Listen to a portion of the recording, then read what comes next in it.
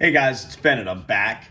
I was rooting around in that closet again a couple of days ago, and I was looking for something to rip, something that was, something to bring back some memories, a little nostalgia.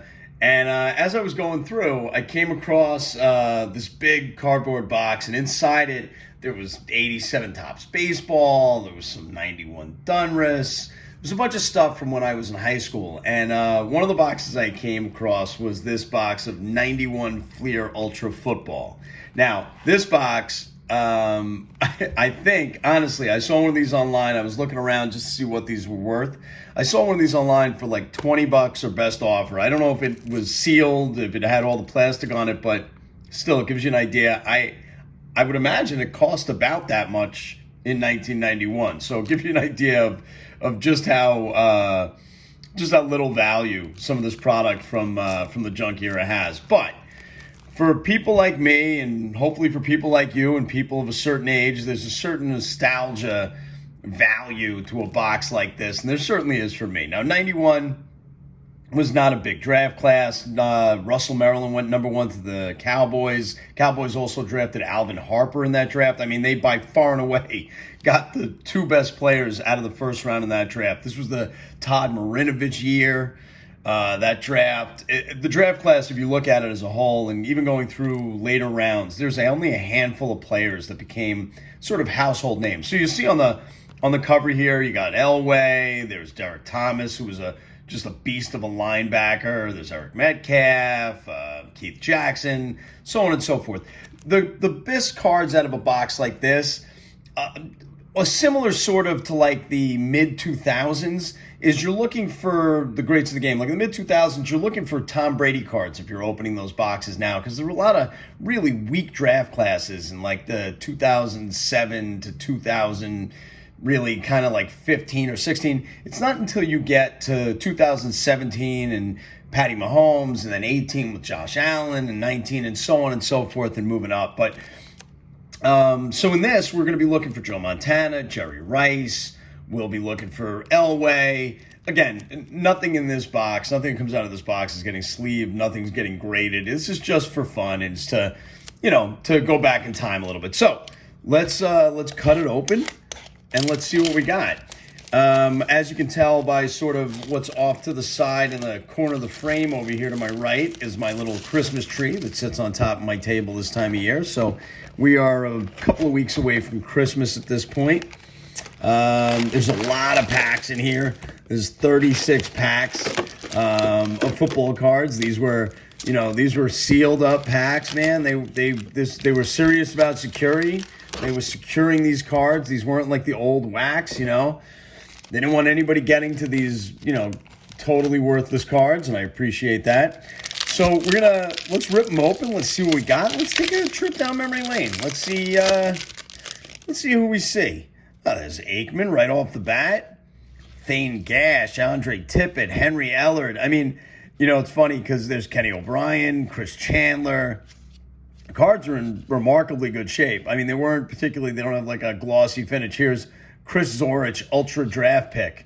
Pete Metzelaars, Ernest Givens. I mean, some of these guys, I'll kind of pause a little bit to tell you some of my memories of these guys. And please, if you're around my age and you're a big football fan too, and you have some stories to tell about games that you watched, I'm all ears, man. Drop me a comment. Let me know. There's Mark Vanderpool, Scott Norwood. Okay, so as a Giant fan, big fan of Scott Norwood, obviously. Wide right on a 47-yard field goal in the Super Bowl, handing that Super Bowl to the Giants. One of the great Super Bowl performances of all time. There's Junior Seau. Sad story there. But, I mean, if you really, we're just talking about Norwood, as a Giant fan, so that was this year. That was the 90-91 season, essentially, when the Giants play the Bills. And you got this. There's Dion. That's a cool card. I'll put that one to the side. The Giants are huge dogs to this. There's Elway, to this juggernaut of an offense, and the Bills And Parcells just does this masterful coaching job. Eats up the clock. They're running 10.5, 11-minute drives. They're just, right down the Bills' throat. And then he misses that 47-yard field goal. It's one of the happiest sporting events, one of the happiest days watching sporting events. That was Barry. There's Eric McMillan. There's Ron Hall. There's Ron Stark. Ron Stark was a punter in the league for a long time. It really is. It's funny. Just even opening these up, compared to the kind of cards you see now, the stock on these was really, really sort of, crappy. There's not much to him. There's Darrell Green. This guy was the fastest guy in the NFL pretty much his entire career. I mean, Deion came into the league. Deion could probably outrun him. But by then, Green was probably 34 or 35 years old. Played a long time as a defensive back. And he never really switched to safety because he wasn't a particularly big guy. But he was super duper fast. I mean, he was so fast. So much faster than everybody else. There are some great videos watching Darrell Green chase guys down from behind. He used to chase Barry down a lot. There's a lot of things. There's Derek Thomas, God rest. There's a lot of Barry highlights, especially when he played. There's the Ultra All Stars. This was like their insert. And there's Russell Maryland. There's your ultra draft pick, Russell Maryland. That's the number one pick in the draft. Of these highlights of Barry running against the Redskins, and he looks like he's gone. And here comes Darrell Green. And Darrell Green maybe was 160 pounds. 160 pounds, soaking wet, bag of cement in each hand. He was 160 pounds. Wasn't a big hitter, obviously, but could chase anybody down. There's Todd Marinovich. The hype on this guy coming out of SC and what he wound up being. I mean, he was really the first in that big, long line of USC quarterbacks that just dropped the ball, that failed. If you go back over the years, there's Joe Montana, there's Rodney Peete, Broderick Thomas, there's Danny Marino, there's Jeff George. One of the quarterbacks of that era had a huge arm, Jeff George, but had like a nickel head. Guy just could not read a defense. He just never won. It was hard to watch. Hard to watch, Jeff George. Wilbur Marshall. There's Pepper Johnson. There's my Giants. There's Kevin Mack. Mark Carrier. I mean, some of these guys, the names just bring back such great memories for me as a kid watching football. In your comments, let me know when your first football game was. Like, what was your first football game? What was the first one you went to? For me, it was Richard Todd and the Jets at Shea Stadium. This is before Giant Stadium existed. At Shea Stadium against the Kansas City Chiefs. That was my very first football game. I think it was I want to say it was 81 or 82. My father took me. We sat all the way up top in the nosebleeds, 50-yard line, but all the way up top in the old Shea Stadium. For anybody who's from the New York area who had ever been there, the old Shea Stadium was just like straight up. It was almost like climbing a ladder going up to the upper deck. A lot of the old stadiums were. That's the way they were built. But it was a great place to watch sporting events. I mean, I guess I'm biased because it's my childhood. I'm also a Met fan, but I'm telling you, there was just something about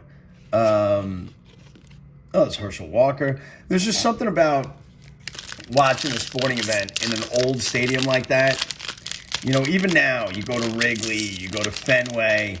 I don't know, compared to the newer stadiums, I mean, I guess the amenities are better in the newer stadiums. I'm sure the infrastructure for sure is better, and that's why a lot of these made the change. The TV, and there's Emmett. This would have been a third-year Emmett. I think Emmett's 89, right? I'm sure it couldn't really accommodate. But then you say that, and now, there's Eric Bieniemy.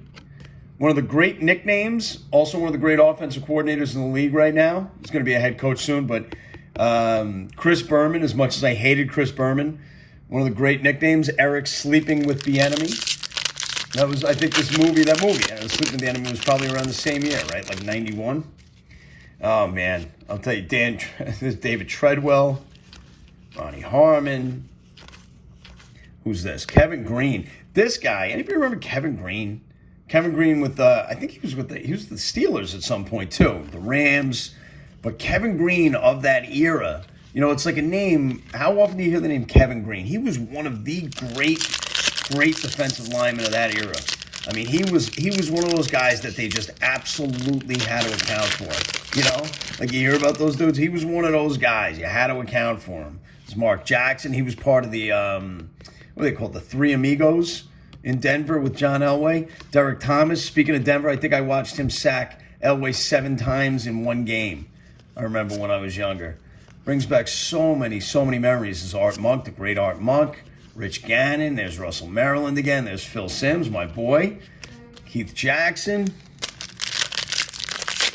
We'll keep going. I know there's a lot of packs, but I'm going to go through them by all means. If you're not interested in hearing about this stuff, you can skip ahead, to the end. And there's Steve Young. Look at this. Look at this picture for Steve Young, right? I wouldn't be particularly happy if this was the picture they gave me of Steve Young. The guy looks like he's about to, maybe have a movement. But it also is reminiscent of that great run. Remember that great run for Steve Young? Kind of like the defining moment when he took over for Montana, and that like 40-yard scramble when he was stumbling, bumbling. There's the great Reggie White, rest in peace. There's Jerry. Put Jerry down. Who else we got here? Anybody of interest? I'm trying to think of who we haven't seen yet that I look forward to seeing. There's Andre Reed, great receiver for the Bills. There's Tim Brown, great receiver for the Raiders. See what the Raiders, by the way, did to the Chargers? How does he keep his job? How does that coach for the Chargers keep his job? I know that there's Jim Harbaugh. I think he speaking of the Chargers, this may be right here. This guy could be your next Chargers head coach. You heard it here first, because I'm telling you, I look at that situation. Herbert's hurt. He comes back. They're going to have a draft pick. He's going to want to get back out of college. I don't know. I think that's where Jim Harbaugh ends up, to be perfectly honest. Watch what happens. You'll see Jim Harbaugh as the the Los Angeles Chargers head coach. You heard it here first. Jim Harbaugh has the 5th highest winning percentage, the 5th best winning percentage in NFL history for his time in San Francisco. It's amazing he hasn't gotten back. Speaking of San Francisco, it's John Taylor, one of the great catches in the Super Bowl to beat the Bengals. There's Mike Young, Jeff Bryant, Robert Brown. There's Jeff Bostic, part of the Hogs. And there's Don Beebe, chased down Leon Lett in the Super Bowl, so got dropped on his head famously and bounced. I don't know how that guy. I haven't seen Don Beebe in a while, but I'd find it hard to believe that Don Beebe can put a sentence together. There's Jack Trudeau. Remember Jack Trudeau? God, you really do have to be of a certain age, right? Sports and when you're looking at sports cards, it's very much, I compare it to like art. It's a reflection of the era in which it was created. It's a reflection of what was going on at the time. And you look at these players and sort of what this represents. It's a very small group of people that can really appreciate a product like this, because it doesn't have any innate, or intrinsic value, I should say. You can't sell these for anything. Nobody's interested in buying them because they were massively overproduced. But as I open these packs and I look through them, I don't know, I get a kick out of this. Drop me in the comments, let me know. Is this content you like? Oh, here's Dave Meggett. This guy, you want to talk about a little spark plug. Dave Meggett, one of the great kick returners of all time. I'll put him up against anybody.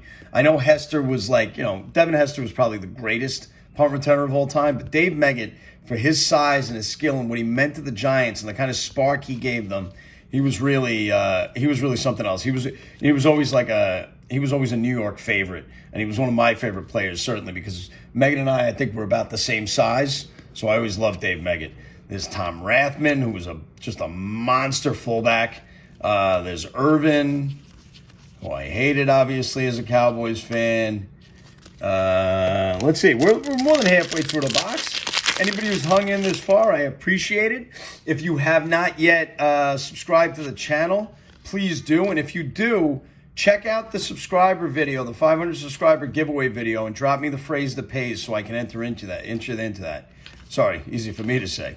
And if you are already subscribed, you should still check that video out. There's Rod Woodson, one of the great safeties of all time.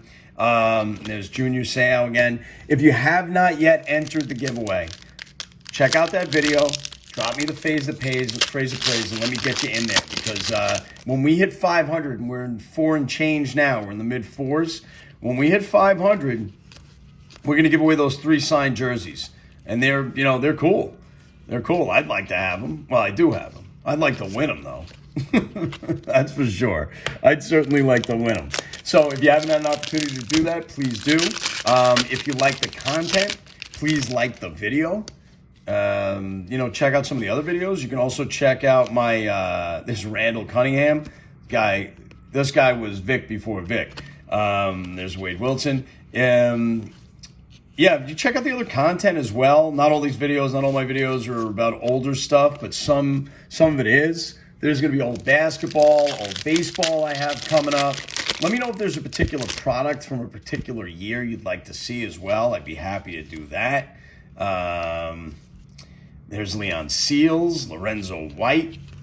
I mean, you guys, these names, as I say them out loud and as you see these cards, do they ring a bell? I mean, obviously, if you know who Lemuel Stinson was, you're a big football fan. I remember him, but, who remembers a random defensive back for the Bears? I mean, I can't imagine he played more than 3 seasons. Cerny Jones, Keith Jones. Let's keep going. There's Willie Gault, the great Willie Gault. He was getting near the end of his career. There's Mark Jackson again, Derek Thomas.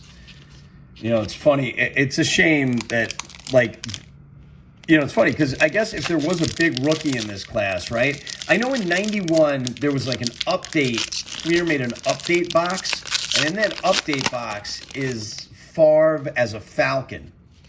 And I think that card, despite his legal issues, I think that card in a 10 has some value. Like this does too. Like if I were to send this in and grade it and this with 10, this is probably a $60 or $70 card. I'm not going to, because the chances that PSA, first of all, I'm not going to spend $20 to grade a card in the hopes that it gets a 10 so that I can sell it for 60, and then after fees clear 42.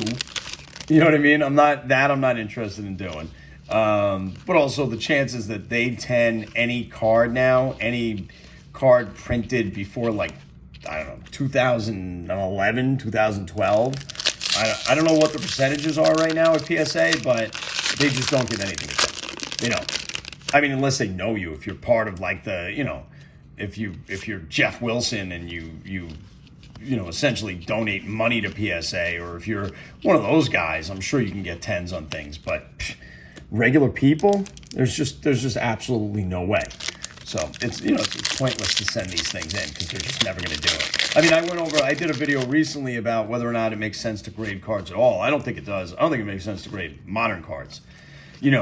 I'll send vintage in, old vintage, to protect it as much as anything else. It's like the grade's important, I guess, but it's really about protecting the card because, if you're going to have a 48 leaf Johnny Lubchek, I want to get this in a piece of plastic because this card is, it's very old. It's a really old, piece of cardboard, and I don't want anything to happen to it. And I love vintage, and I love being able to share the vintage and the older stuff with my kids. And when my son's going to look through this stuff, I can't hand him, let's say 34 Gaudy, Gehrig. I got to get that thing encased so I can show it to him, And so it's that stuff I'm still sending in. But outside of that, man, have you been looking at the card market? Have you looked at the prices? There's Herman Moore. There's LT, the great one, LT. Couldn't keep his life together, but man, he was unbelievable on the field. There's Jim Everett. There's another guy, giant arm. This guy had a huge arm. Couldn't play.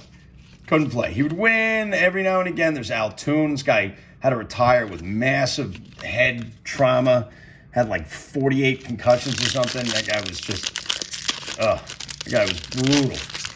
He used to get hit in the head every day. He'd get hit in the head, and finally he just he He can't speak. He can't get around. It's really terrible. We just passed Marcus Allen, the great Marcus Allen. There's Steve DeBerg. DeBerg was a pretty solid quarterback. People don't remember, but Steve DeBerg was a pretty solid quarterback. Never really went anywhere. There's Barry Sanders. There's the Ultra All-Stars. I like those cards.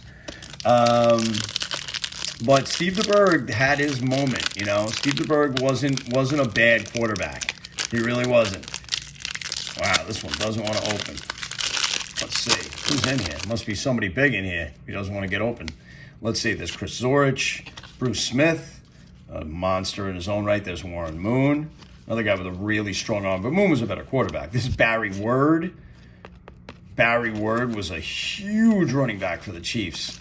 And there was Christian Okoye, the Nigerian Nightmare. He wasn't in the league yet. He comes in a little bit after, but they were just these two giant running backs. The Chiefs for a stretch had like a 4-year stretch where they had these like enormous running backs in the backfield. There's Mark Rippon. This guy, won a Super Bowl. Stan Marino, Steve Walsh, Pat Harlow. There's a checklist. There's Gary Plummer. There's Mike Singletary. Some of the greatest eyes in pro football. And the last pack of the box. Guys, as I open this last pack, I hope you enjoyed talking about football a little bit. I hope you enjoyed watching some of these old cards get opened. This is Sterling Sharp. You see him on TV. This had to be early in his career. Yeah, it's like his 4th year in the league. I hope you enjoy spending this time together. I do. I like doing this stuff. And like I said, if there's something in particular you'd like to see, please let me know. Drop me a comment, say hello, like the video, subscribe to the channel. Check out my eBay store at BDP Sports Cards. On eBay, if you see anything you like on there, feel free to drop me a comment in one of my videos, inquire about it. I'm always happy to do a deal offline so we can avoid some of those fees. And till next time, if I don't get on here before Christmas, Merry Christmas to everybody. We're in Hanukkah right now, so happy Hanukkah, and whatever else you might celebrate, I wish you the best, and I'll talk to you soon.